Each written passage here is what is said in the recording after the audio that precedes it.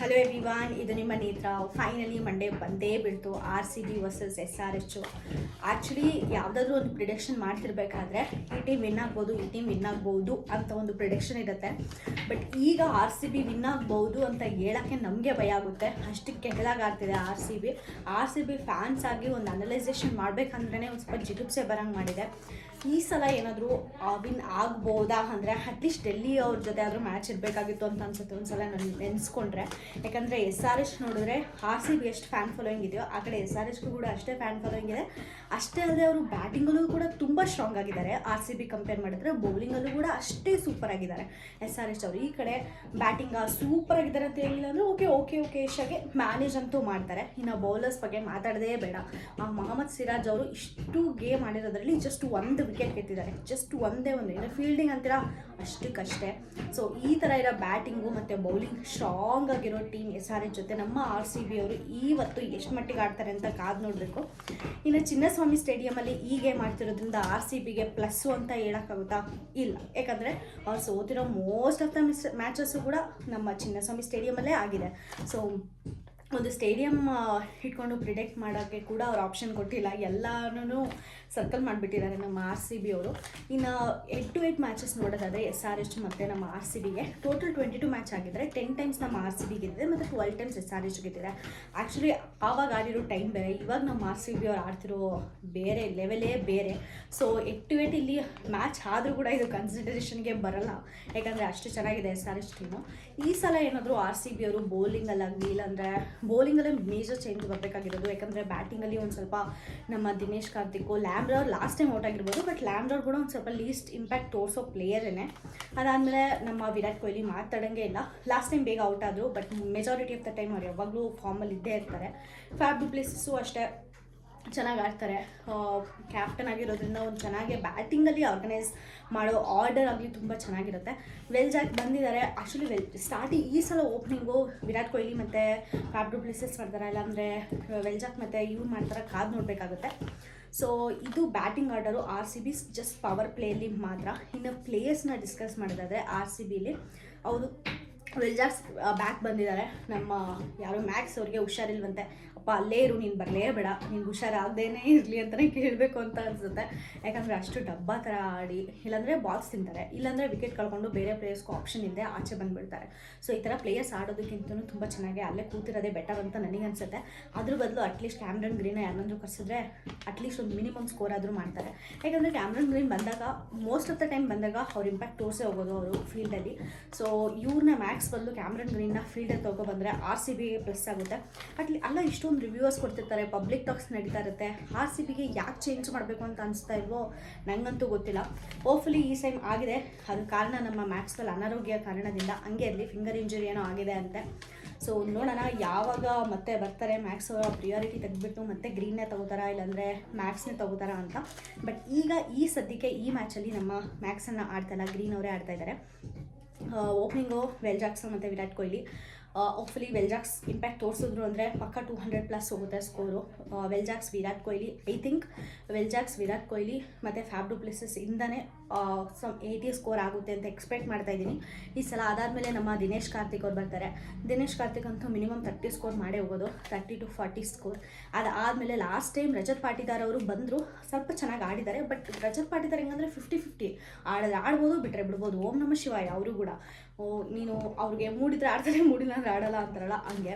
So Rajat Patidar ಕೂಡ ಆಡ್ಬೋದು, ಆಡದೆ ಇರ್ಬೋದು. ಬಟ್ ಈಗ ಪ್ರೆಷರ್ ಜಾಸ್ತಿ ಇರೋದ್ರಿಂದ RCB ಮೇಲೆ ಮೋಸ್ಟ್ಲಿ ರಜತ್ ಪಾಟಿದಾರ್ ಈ ಸಲ ಆಡ್ಬೋದು ಅಂತ ಅನಿಸುತ್ತೆ. ಸೊ ಅವರು ಕೂಡ ಒಂದು 30 ಸ್ಕೋರ್ ಮಾಡಿದರು ಅಂದರೆ ದಿನೇಶ್ ಕಾರ್ತಿಕ್ ಒಂದು 30 to 40, Rajat Patidar 20 to 30 at least.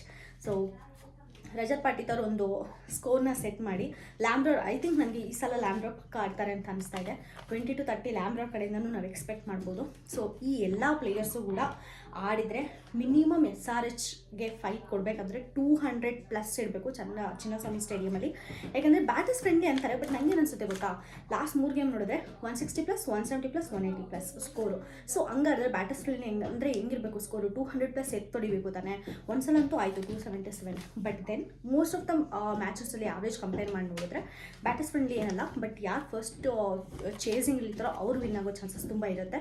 So SRH ಏನಾದರೂ ಟಾಸ್ ಗೆದ್ರೆ ಪ್ಲೀಸ್ ಪ್ಲೀಸ್ ದೇವರೇ ನೀವು ಮಾತ್ರ ಬ್ಯಾಟಿಂಗ್ ಮಾಡಿಬಿಡ್ರಿ, ಚೇಸಿಂಗೇ ತೊಗೊಳ್ರಿ. ಯಾಕಂದರೆ ಬ್ಯಾಟಿಂಗ್ ಮಾಡಿದ್ರೆ ನಮ್ಮ ಬೌಲರ್ಸ್ಗೆ ಕಂಪೇರ್ ಮಾಡಿದ್ರೆ ಚಚ್ಚಿ ಬಿಸಾಕಿ 250 ಸ್ಕೋರ್ ಆದರೂ ಇಟ್ಬಿಡ್ತೀರಾ ನೀವು. ಸೊ ಹೋಪ್ಫುಲಿ ನಮ್ಮ SRH ಏನಾದರೂ ಗೆದ್ದರೆ ಬೌಲಿಂಗ್ ಮಾಡಲಿ ಅಂತ ಕೇಳ್ಕೊಳ್ಳೋಣ. ನಮ್ಮ RCB ಗೆದ್ರು ಬೌಲಿಂಗೇ ಮಾಡ್ತಾರೆ ಅಂತ ಅನಿಸುತ್ತೆ, ಅವರಿಗೆ ಬ್ಯಾಟಿಂಗ್ ಕೊಟ್ಟು. ಸೊ ನೋಡೋಣ, ಏನಾದರೂ ಕೂಡ ಟಾಸ್ ಗೆದ್ರೂ RCBನೇ ಸೋಲೋದು ಅನಿಸುತ್ತೆ. ಅಂದರೆ ಬ್ಯಾಟಿಂಗ್ ಅವ್ರು ಮಾಡಿದ್ರು RCBನೇ ಸೋಲೋದು ಅನಿಸುತ್ತೆ, ಬೌಲಿಂಗ್ ಮಾಡಿದ್ರು ಅವರೇ ಸೋಲೋದು ಅಂತ ಅನಿಸುತ್ತೆ. ಇಂಪ್ಯಾಕ್ಟ್ ಅಂತೂ ಈ ಮ್ಯಾಚಲ್ಲಿ ಮಾತ್ರ RCB ಫ್ಯಾನ್ಸ್ಗೆ ದಗ ಮ್ಯಾಚ್ ಸ್ಟಾರ್ಟ್ ಆದ ತಕ್ಷಣ ಅಂತಲೇ ಹೇಳ್ಬೋದು. ಸೊ ಇದು ಬ್ಯಾಟಿಂಗ್ ಟೀಮ್ ಆದರೆ, ಇನ್ನು ಬೌಲಿಂಗ್ ಟೀಮ್ ಡಿಸ್ಕಸ್ ಮಾಡೋದಾದರೆ ಟಾಪ್ ಪ್ಲೇ ವಿಕೆಟ್ ತೆಗಿಬೋದು, ಬಟ್ ಅಷ್ಟೇ ರನ್ಸ್ ಓಡಿಸ್ಕೋತಾ ಇದ್ದಾರೆ. ಆಪೋಸಿಟ್ ಟೀಮ್ ಅವರು ಆ ಬಾಲ್ಸ್ ಹಾಕಿದ್ರೆ ತುಂಬ ಸ್ಕೋರ್ ಆಪೋಸಿಟ್ ಟೀಮ್ ಮಾಡೋಂಗೆ ಮಾಡ್ತಾ ಇದ್ದಾರೆ ಟಾಪ್ ಪ್ಲೇ. ಸೊ ಅದರಿಂದನೇ ಅವರು ಅಷ್ಟು ಅವರು ಅಲ್ಲೇ ಶಾಡೋ ಆಗೋಗ್ತಾ ಇದ್ದಾರೆ ಅಂತ ಅನ್ಸುತ್ತೆ. ಅವ್ರ ಹೆಸರೆಲ್ಲೋ ಆಚೆ ಬರ್ತಾಯಿಲ್ಲ ಅನ್ಸುತ್ತೆ. ಬಟ್ ಹೇಳ್ಬೇಕಂದ್ರೆ ನಂಗೆ ನಿಜ ಟೋಪ್ಲೆ ಇಷ್ಟ ಆಗ್ತಾರೆ. ನಾನು ನೋಡ್ದಂಗೆ ವಿಕೆಟ್ಸ್ ತೆಗಿಯೋದಾಗಲಿ, ಇಲ್ಲಾಂದರೆ ಆಪೋಸಿಟ್ ಡಾಟ್ ಬಾಲ್ಸ್ ಹಾಕೋದಾಗಲಿ ಟೋಪ್ಲೆ ತುಂಬ ಚೆನ್ನಾಗಿ ಮಾಡ್ತಾರೆ. ಇನ್ನು ಮೊಹಮ್ಮದ್ ಸಿರಾಜ್ ಬಗ್ಗೆ ಜಸ್ಟ್ 1 ವಿಕೆಟ್ ಗೆದ್ದಿದ್ದಾರೆ. ಇಷ್ಟೊಂದು ಮ್ಯಾಚಲ್ಲಿ ಜಸ್ಟ್ 1 ವಿಕೆಟ್ ಮೊಹಮ್ಮದ್ ಸಿರಾಜ್ ಗೆದ್ದಿರೋದು ವೆರಿ ಬ್ಯಾಡ್ ಅಂತ ಅನ್ನಿಸ್ತು. ಮೊಹಮ್ಮದ್ ಸಿರಾಜ್ ಯಾಕೆ ಅಷ್ಟೊಂದು ಕೊಟ್ಟು ಕೊಂಡ್ಕೊಂಡ್ರು ಅಂತ ಅನಿಸುತ್ತೆ ನನಗೊಂದೊಂದ್ಸಲ. ಇನ್ನು ವಿಜಯ್ ಏನು ಇದ್ದಿದ್ದಂಗೆ ಇಲ್ಲಾಂದರೆ ಇಲ್ಲ. ಆಕಾಶ್ದೀಪ್ ಒಂದು ಸ್ವಲ್ಪ ಫ್ಲೋ ಅಲ್ಲಿ ಇದ್ದಾರೆ ಅಂತ ಹೇಳ್ಬೋದು.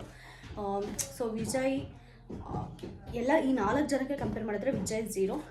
ಮೊಹಮ್ಮದ್ ಸಿರಾಜ್ ಫೀಲ್ಡಿಂಗಲ್ಲಿ ಇಲ್ಲವೇ ಇಲ್ಲ, ವಿಕೆಟ್ ಮಾತ್ರ ಹಂಗೆ ಗೆದ್ದಿದ್ದಾರೆ. ಆಕಾಶ್ದೀಪ್ ಫೀಲ್ಡಿಂಗ್ ತುಂಬ ಚೆನ್ನಾಗಿ ಮಾಡ್ತಾರೆ, ಬೌಲಿಂಗಲ್ಲಿ ಓಕೆ. ಇಷ್ಟು ಟಾಪ್ ಪ್ಲೇ ಮಾಡ್ತಾರೆ, ವಿಕೆಟ್ ಕೀಳ್ತಾರೆ, ಡಾಟ್ ಬಾಲ್ಸ್ ಹಾಕ್ತಾರೆ. ಬಟ್ ಆಪೋಸಿಟ್ ಪರ್ಸನ್ಗೆ ಎಷ್ಟು ಡಾಟ್ ಬಾಲ್ಸ್ ಹಾಕ್ತಾರೆ ಅಷ್ಟೇ 4-6 ಹೊಡೆಯೋಕ್ಕೆ ಕೂಡ ಸಪೋರ್ಟ್ ಮಾಡ್ತಾರೆ. ಸೊ ಆವ್ರೇಜ್ ಬೌಲಿಂಗ್ ನೋಡಿದ್ರೆ ಆವ್ರೇಜ್ ಅಂತಲೇ ಹೇಳ್ಬೋದು, ಸೂಪರ್ ಅಂತ ಕೂಡ ಹೇಳೋಕ್ಕಾಗಲ್ಲ. ಸೊ ಅಷ್ಟು ಆವ್ರೇಜ್ ಬೌಲಿಂಗ್, ಒಂದು ರೇಂಜ್ಗೆ ಬ್ಯಾಟಿಂಗ್ ಇದೆ RCB ಟೀಮಲ್ಲಿ. ಇನ್ನು ನಾವು ಇದನ್ನು ಯಾವುದೋ SRHನ ಡಿಸ್ಕಸ್ ಮಾಡೋಕ್ಕೆ ಹೋದರೆ SRH ಮಾತಾಡೋಂಗೆ ಇಲ್ಲ, ನೆಕ್ಸ್ಟ್ ಲೆವೆಲ್ ಹಿಟ್ಟಿಂಗ್ ಅಂತಲೇ ಹೇಳ್ಬೋದು. ಟ್ರೆವಿಸ್ ಹೆಡ್ ಬರ್ತಾರೆ ಓಪನಿಂಗಲ್ಲೇ, ಅಭಿಷೇಕ್ ಶರ್ಮನ ನಮ್ಮ RCB ಬೌಲರ್ಸ್ ಹೆಂಗೆ ಹ್ಯಾಂಡಲ್ ಮಾಡ್ತಾರೆ ಅಂತಲೇ ಗೊತ್ತಿಲ್ಲ. ಮೋಸ್ಟ್ಲಿ ಟ್ರೆವಿಸ್ ಹೆಡ್, ಅಭಿಷೇಕ್ ಶರ್ಮನೇ ಈ ಮ್ಯಾಚ್ ಫುಲ್ ಮುಗಿಸ್ಬಿಡ್ತಾರೆ ಅಂತ ಅನಿಸುತ್ತೆ. ಅಷ್ಟು ಸೂಪರ್ ಬ್ಯಾಟಿಂಗು. ಎಲ್ಲ ಯಾವ ಇವರಿಬ್ಬರು ಹೆಂಗೋ ಔಟ್ ಆದರು ಅಂತ ಅಂದ್ಕೊಂಡ್ರು ಕೂಡ ಆ ಕಡೆ ಮರಾಕ್ರಮ್ ನೀನು ಎಂಥ ಬೌಲರೇ ಬರಲಿ ಕೇರೇ ಮಾಡಲ್ಲ, ಇಕ್ತಾನೆ ಇರ್ತಾರೆ. ಸೊ ಮರಾಕ್ರಮ್ನ ಹೆಂಗೆ ಫೇಸ್ ಮಾಡ್ತಾರೋ. ಅದಾದಮೇಲೆ ನಮ್ಮ ಕ್ಲಾಸಿನ್ ಎಷ್ಟು ಆರಾಮಾಗಿ ಕೂಲಾಗಿ ಬರ್ತಾರೆ. ಎಂಥ ಬೌಲರ್ ಆಗಲಿ ಎಂಥ ಬ್ಯಾಟ್ಮನ್ ಆಗಲಿ ಇಕ್ತಾನೆ ಇರ್ತಾರೆ. ಅವ್ರು 2 ನಿಮಿಷ ಫೀಲ್ಡಿಗೆ ಬಂದರೂ ಕೂಡ ಸ್ಕೋರ್ ಬೋರ್ಡ್ ಚಕ್ಕಂತ ಇಷ್ಟು ರೇಂಜ್ಗೆ ಎಗರಿರುತ್ತೆ ಕ್ಲಾಸಿನ್ ಬ್ಯಾಟಿಂಗ್ ಮಾಡಬೇಕಾದ್ರೆ. ಸೊ ಕ್ಲಾಸಿನ್ ಮರಾಕ್ರಮ್ನ, ಇನ್ನು ನಿತೇಶ್ ರೆಡ್ಡಿ ಇವ್ರ ಬಗ್ಗೆ ಹೇಳಿಲ್ಲ ಅಂದರೆ ಅಷ್ಟೇ ಇನ್ಕಂಪ್ಲೀಟ್ ಅಂತಲೇ ಹೇಳ್ಬೋದು. ಎಷ್ಟು ಚೆನ್ನಾಗಿ ಚೇಸ್ ಮಾಡ್ತಾ ಇದ್ದಾರೆ ಅಂದರೆ ಅಷ್ಟು ಚೆನ್ನಾಗಿ ಚೇಸ್ ಮಾಡ್ತಾ ಇದ್ದಾರೆ. ಆಲ್ರೌಂಡರು. ಬೌಲಿಂಗ್ ಬಂದರೆ ಒಂದು ಸ್ವಲ್ಪ ಓಕೆ ಅವರು, ಬಟ್ ಬ್ಯಾಟಿಂಗ್ ಬಂದರೆ ಮಾತ್ರ ಧೂಳಿ ಪಟ ಮಾಡ್ತಾ ಇದ್ದಾರೆ. ಇಷ್ಟು ಚೆನ್ನಾಗಿರೋ ಬ್ಯಾಟಿಂಗ್ ಟೀಮ್ನ ನಮ್ಮ RCB ಬೌಲರ್ಸ್ ಹೆಂಗೆ ಹ್ಯಾಂಡಲ್ ಮಾಡ್ತಾರೆ ಅನ್ನೋದೇ ಕ್ವಶನ್ ಮಾರ್ಕ್ ಆಗೋಗ್ಬಿಟ್ಟಿದೆ ಇವತ್ತಿಗೆ. ಒಂದು ಇಂಟ್ರೆಸ್ಟಿಂಗ್ ಮ್ಯಾಚ್ ಅಂತೂ ಇವತ್ತು ನಡೆಯೋಕ್ಕೆ ಹೊರಟಿದೆ.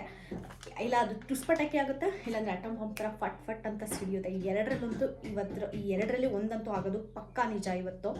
ಸೊ ಆ್ಯಕ್ಚುಲಿ ಬ್ಯಾಟಿಂಗ್ ಟೀಮ್ ಬಂದರೂ ಕೂಡ SRH ಸ್ಟ್ರಾಂಗ್ ಆಗಿದ್ದಾರೆ. ಇನ್ನು ಬೌಲಿಂಗ್ ಟೀಮ್ ಡಿಸ್ಕಸ್ ಮಾಡೋಕೆ ಹೋದ್ರೂ ಅಷ್ಟೇ, ನಮ್ಮ ಪ್ಯಾಟ್ ಕುಮಿನ್ಸ್ ಆಗಿರ್ಬೋದು ಸೂಪರಾಗಿ ಕ್ಯಾಪ್ಟನ್ಸಿ ಮಾಡ್ತಾ ಇದ್ದಾರೆ ಅಂತಲೇ ಹೇಳ್ಬೋದು. ಪವರ್ ಓವರ್ಸಲ್ಲಿ ಬಂದರೆ ಒಂದು ಸ್ಟೇಬಲ್ ಆಗಿದ್ದಾನೆ. ಪವರ್ ಪ್ಲೇಯಲ್ಲಿ ಹೋದರೆ ಸ್ಟೇಬಲ್ ಬ್ಯಾಟ್ಸ್ಮನ್ ಬಂದರೆ ಪ್ಯಾಟ್ ಕುಮಿನ್ಸ್ ಹೋಗಲ್ಲ ಬೌಲ್ ಮಾಡೋಕ್ಕೆ. ಭುವನೇಶ್ವರ್ ಕುಮಾರ್ನಾಗಲಿ ಉನ್ನತ್ನಾಗಲಿ ಯಾರನ್ನಾದ್ರೂ ಒಬ್ಬರನ್ನೇ ಕಳಿಸ್ತಾರೆ. ಸೊ ಇನ್ನು ಮಿಡಲ್ ಓವರ್ಸಲ್ಲಿ ಒಂದು ಓಕೆಯಿಶ್ ಆರ್ ಸ್ಟ್ರೆಸ್ಫುಲ್ ಬ್ಯಾಟ್ಸ್ಮನ್ ಬಂದರೆ ಮಾತ್ರ ಪ್ಯಾಟ್ ಕುಮಿನ್ಸ್ ಅವರು ಬೌಲಿಂಗ್ ಮಾಡೋಕ್ಕೆ ಹೋಗ್ತಾರೆ, ನೀವು ಅಬ್ಸರ್ವ್ ಮಾಡಿದ್ರೆ. ಸೊ ಉನ್ನತ್ ಖಾನ್, ಭುವನೇಶ್ವರ್ ಕುಮಾರ್ ಮತ್ತು ನಮ್ಮ ಪ್ಯಾಟ್ ಕುಮಿನ್ಸ್, ನಟರಾಜನ್, ಮಯಾಂಕ್ ಮಾರ್ಕಂಡ ಎಲ್ಲ ಈ 5 ಜನ ಏನಿದಾರೋ ಸೂಪರಾಗಿ ಆಡ್ತಾರೆ ಅಂತ ಹೇಳ್ಬೋದು. ಭುವನೇಶ್ವರ್ ಕುಮಾರ್ ಅಂತೂ ಹೇಳಂಗೆ ಇಲ್ಲ, ಪವರ್ ಪ್ಲೇಲೇ ಪಕ್ಕ ಎಂಟ್ರಿ ಕೊಟ್ಟಿರ್ತಾರೆ ಭುವನೇಶ್ವರ್ ಕುಮಾರ್ ಅವರು. ವಿಕೆಟ್ ಟಕ್ ಅಂತ ಎತ್ತೋಗುತ್ತೆ RCBದು. ಬಟ್ ಹೋಗದೆ ಇರಲಿ ಅಂತಲೇ ಬೇಡ್ಕೊಳ್ಳೋಣ. ಹಂಗೆ ಹೇಳ್ಬಾರ್ದು, ಹಂಗೆ ಹೇಳಿದ್ರೇ ಭಯ ಆಗುತ್ತೆ. ಅಟ್ಲೀಸ್ಟ್ ಈ ಮ್ಯಾಚ್ ಆದರೂ ಗೆಲ್ಲಿ, ಇಲ್ಲಾಂದರೆ ಒಂದು ಹೈ ಕಾಂಪಿಟೇಷನ್ ಕೊಟ್ಟು ನಮ್ಮ RCB ಸೋತ್ರೂ ಪರವಾಗಿಲ್ಲ, ಹೈ ಕಾಂಪಿಟೇಷನ್ ಕೊಟ್ಟು ಧೂಳಿ ಪಟ ಆಗೋ ಎಂಟರ್ಟೈನ್ಮೆಂಟ್ ಆದರೂ ಕೊಡಲಿ ಫ್ಯಾನ್ಸ್ಗೆ ಅಂತ ಕೇಳ್ಕೊಳ್ಳೋಣ ಇವತ್ತು. ಇಷ್ಟೇ ನಾನು ಈ ವಿಡಿಯೋಲಿ ಹೇಳೋಕ್ಕೆ ಇಷ್ಟಪಟ್ಟಿದ್ದು. 9 ನಿಮಿಷ ಬೈದು. ಸೊ ನಿಮಗೆ ಈ ವಿಡಿಯೋ ಇಷ್ಟ ಆದರೆ ಪ್ಲೀಸ್ ಲೈಕ್ ಮಾಡಿ, ಶೇರ್ ಮಾಡಿ, ಸಬ್ಸ್ಕ್ರೈಬ್ ಮಾಡ್ಕೊಳ್ಳಿ. ಆದಷ್ಟು ಫುಲ್ ವಿಡಿಯೋ ನೋಡೋಕ್ಕೆ ಟ್ರೈ ಮಾಡಿ ಅಂತ ಹೇಳ್ತಾ ನಾನು ಈ ವಿಡಿಯೋನ ಮುಗಿಸ್ತಾ ಇದ್ದೀನಿ. Thank you so much.